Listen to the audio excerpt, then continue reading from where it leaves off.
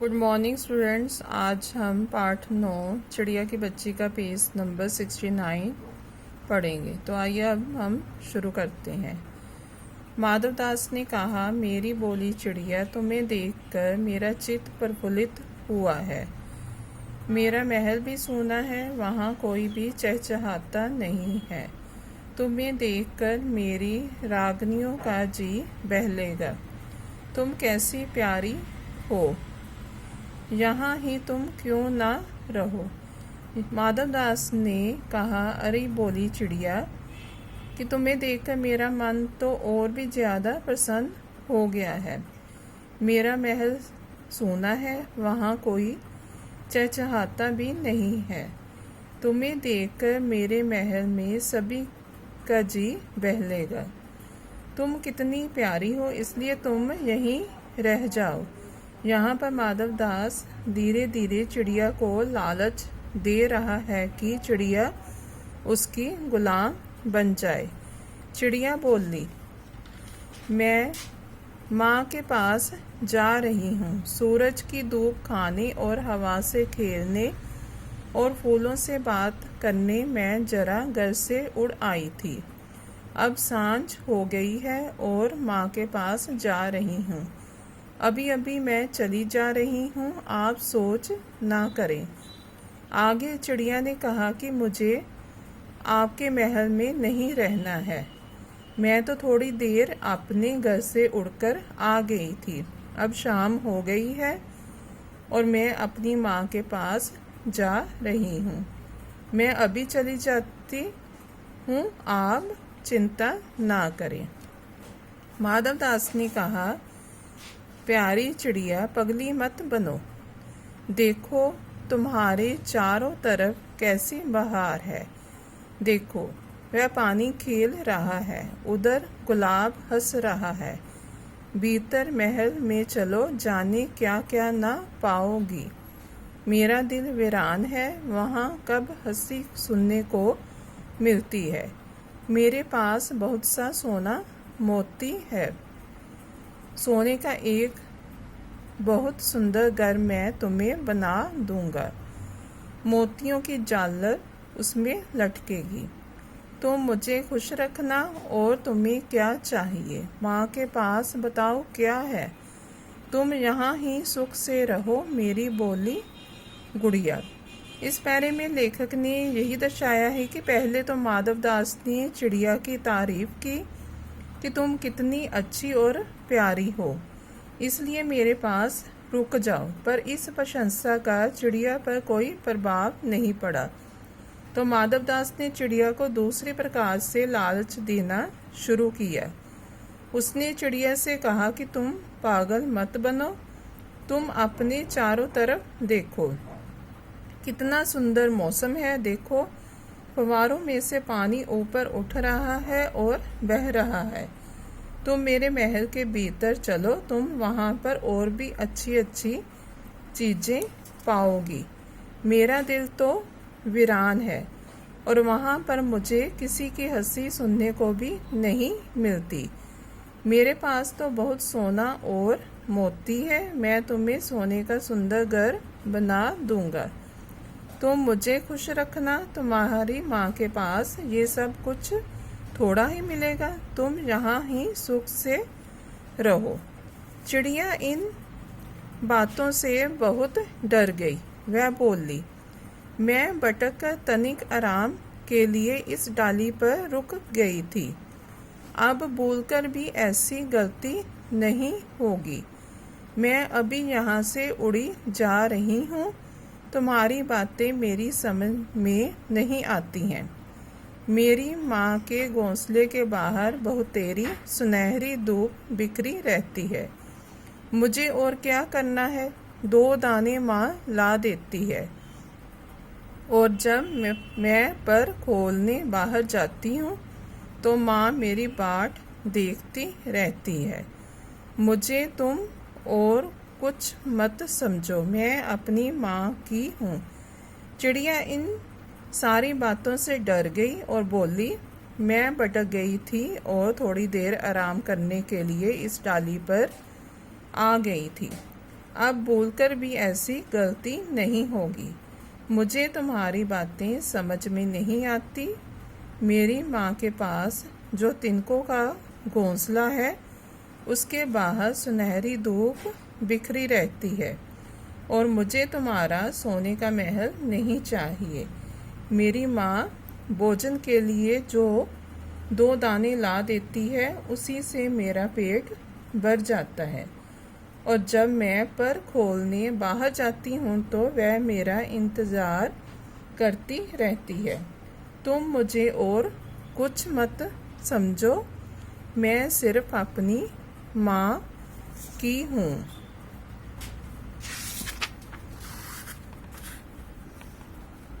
माधवदास ने कहा, बोली चिड़िया, तुम कहाँ रहती हो? तुम मुझे नहीं जानती हो? यहाँ माधवदास का मतलब है कि मैं इतना बड़ा सेठ हूँ और तुम मुझे नहीं जानती।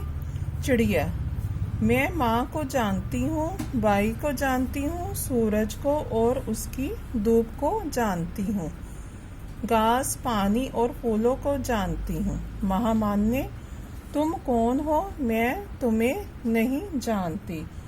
चिड़िया कहती है कि मैं और किसी को नहीं जानती, मैं सिर्फ अपनी माँ, भाई, सूरज को, उसकी धूप, घास, पानी और फूलों को जानती हूँ।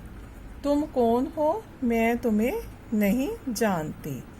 माधवदास, तुम बोली हो चिड़िया, तुमने मुझे नहीं जाना, तब तुमने कुछ नहीं जाना। मैं ही तो हूँ सेठ माधवदास। मेरे पास क्या नहीं है, जो मांगो मैं वही दे सकता हूँ। माधवदास ने फिर चिड़िया को लालच देने की कोशिश की। वह चिड़िया को कहता है कि अगर तुम मुझे नहीं जानती तो तुम किसी को नहीं जानती। मैं सेठ माधवदास हूँ और मेरे पास सब कुछ है। तुम जो भी मांगो मैं तुम्हें दे सकता हूँ। चिड़िया, पर मेरी तो छोटी सी जात है, आपके पास सब कुछ है, तब मुझे जाने दीजिए। यहाँ चिड़िया ने कहा कि अगर आपके पास सब कुछ है तो मेरी क्या ज़रूरत है, मैं तो छोटी सी चिड़िया हूँ। माधवदास, चिड़िया तू निरी अनजान है, मुझे खुश करेगी तो तुझे माला माल कर सकता हूँ। फिर माधवदास ने चिड़िया से कहा, तू तो बिल्कुल अनजान है। अगर तुम मुझे खुश रखोगी तो मैं तुझे माला माल कर दूंगा। चिड़िया, तुम सेठ हो, मैं नहीं जानती सेठ क्या होता है, पर सेठ कोई बड़ी बात होती होगी। मैं अनसमझ ठहरी। माँ मुझे बहुत प्यार करती है, वह मेरी राह देखती होगी। मैं मालामाल होकर क्या होऊंगी, मैं नहीं जानती। मालामाल किसे कहते हैं? क्या मुझे वह तुम्हारा मालामाल होना चाहिए? चिड़िया ने कहा कि तुम सेठ हो, मैं नहीं जानती। शायद कोई बड़ी बात होती होगी जो तुम मुझे इतनी बार बोल रहे हो कि मैं इतना बड़ा सेठ हूँ, पर मैं इन सब बातों से अनसमझ हूँ, मतलब कि अनजान हूँ। मुझे मेरी माँ बहुत प्यार करती है और मैं उन्हें ही जानती हूँ। मैं सिर्फ अपनी माँ को जानती हूँ और वह मेरी राह देखती होगी, और तुम अगर पैसा दे भी दोगे तो मैं उनको लेकर क्या करूँगी, और मालामाल होना क्या होता है मुझे ये भी नहीं पता। सेठ, अरे चिड़िया, तुझे बुद्धि नहीं है? तू सोना नहीं जानती? सोना उसी की जगत को तृष्णा है। वह सोना मेरे पास ढेर का ढेर है। तेरा घर समूचा सोने का होगा। ऐसा पिंजरा बनवाऊंगा कि कहीं दुनिया में ना होगा, ऐसा कि तू देखती रह जाए। तू उसके भीतर थिरक फुदक कर मुझे खुश करियो। तेरा भाग्य खुल जाएगा। तेरे पानी पीने की कटोरी भी सोने की होगी। चिड़िया, वह सोना क्या चीज़ होती है? यहाँ पर सेठ ने चिड़िया को कहा कि तुम बिल्कुल बुद्धिमान नहीं, तुम्हें नहीं पता कि सोना क्या होता है।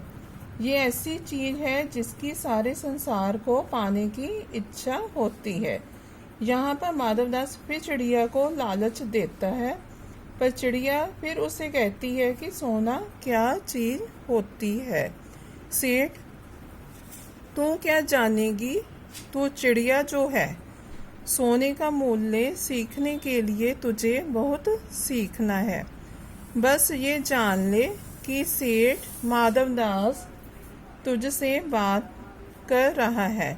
जिससे मैं बात तक कर लेता हूँ उसकी किस्मत खुल जाती है।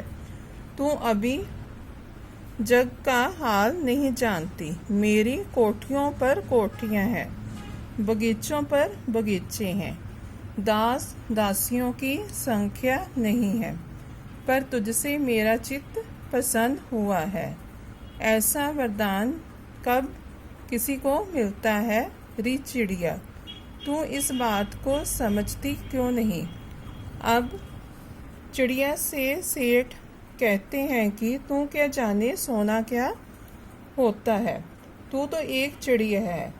सोने के बारे में सीखने के लिए तुझे और भी दुनियादारी की बातें सीखनी पड़ेगी।